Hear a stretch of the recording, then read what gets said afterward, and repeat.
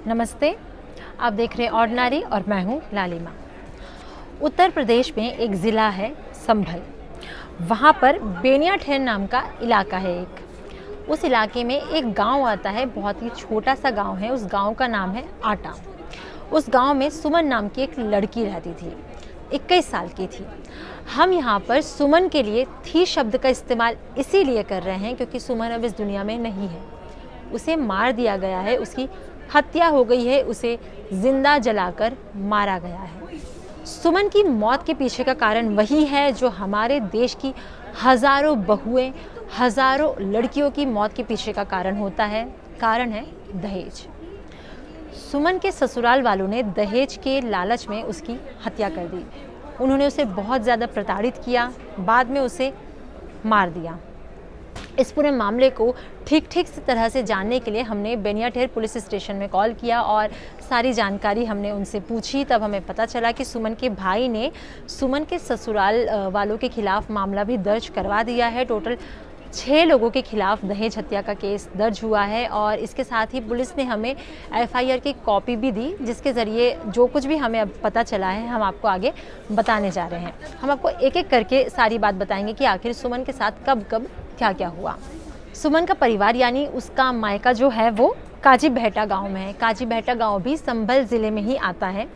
तो 2 साल पहले जब सुमन 19 साल की थी तब उसके घर वालों ने उसकी शादी कराई।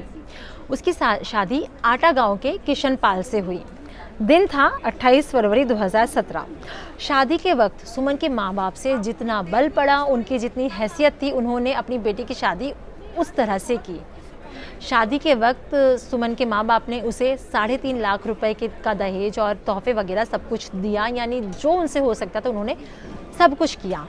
लेकिन सुमन के ससुराल वालों के लिए ये सब कुछ काफ़ी नहीं था। वो लोग इतने पैसों में खुश नहीं थे। जब सुमन विदा होकर गई तो शुरू के कुछ महीने तो वो ठीक तरह से रही, लेकिन उसके बाद में उसे परेशान किया जाने लगा, उससे दहेज की मांग की जाने लगी, उसे दहेज के लिए प्रताड़ित किया जाने लगा, उसे टॉन्ट कसा जाने लगा, उसे मारा पीटा जाने लगा।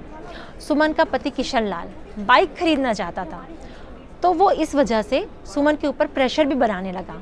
वो सुमन से कहता कि वो अपने मायके से पैसे ला कर दे ताकि वो बाइक खरीद सके। इस वजह से वो सुमन को कई बार मारता पीटता भी था।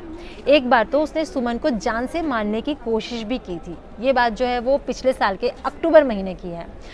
सुमन का जो पति है किशन लाल, उसने सुमन को फांसी पर लटकाने की कोशिश की थी, जिसके बाद सुमन अपने घर यानी अपने मायके वापस चली गई थी और उसने संभल ज़िले के पुलिस अधीक्षक को एक प्रार्थना पत्र भी लिखा था, सारी बात बताई थी।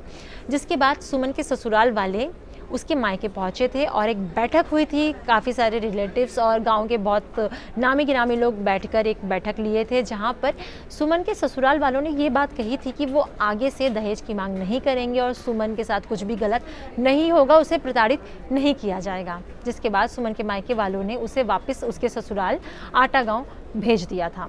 लेकिन सुमन के साथ सब कुछ ठीक नहीं हुआ। उसके साथ जो प्रताड़ना हो रही थी वो उसी तरह से कंटिन्यू रही। और फिर आया 4 मई का दिन। अभी कुछ दिनों पहले की ही बात है।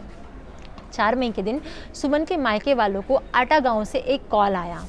कॉल पर यह कहा गया कि सुमन का पति और उसके ससुराल वाले मिलकर उसे जिंदा जला रहे हैं। कॉल पर जब उसके मायके वालों ने ये बात सुनी तो वो आनन फानन में किसी तरह आटा गांव पहुंचे, लेकिन तब तक सब कुछ खत्म हो चुका था।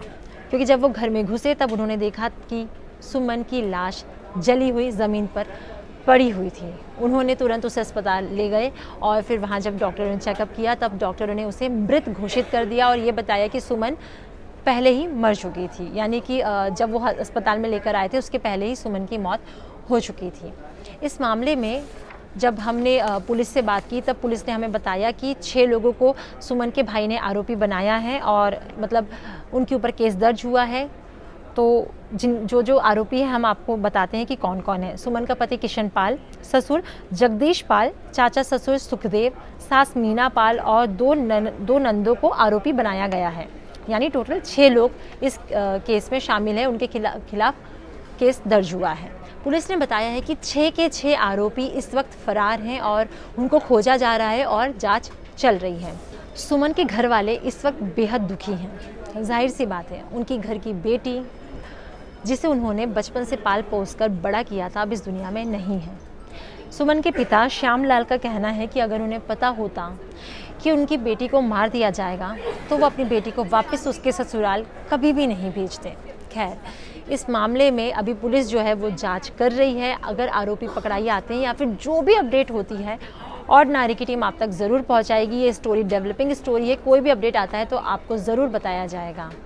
अगर आपके आसपास भी इस तरह की कोई घटना होती है या अगर आपके आसपास में आपकी दोस्त या फिर कोई और भी महिला इस तरह दहेज की वजह से प्रताड़ित की जा रही है या फिर उसके साथ कुछ गलत हुआ है तो आप हमें ज़रूर बताइए। आप ये बात हमें कमेंट सेक्शन में जाकर बता सकते हैं।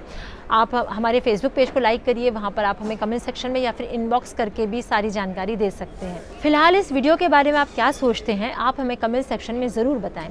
अगर इसे आप फेसबुक पर देख रहे हैं तो ऑर्डिनरी के फेसबुक पेज को लाइक करें। अगर इसे आप यूट्यूब पर देख रहे हैं तो ऑर्डिनरी के यूट्यूब चैनल को सब्सक्राइब करें। साथ ही बेल आइकन पर भी प्रेस कर दें ताकि जब भी हम कोई नया वीडियो अपलोड करें तो उसका नोटिफिकेशन आप तक सबसे पहले पहुँचे। Thank you.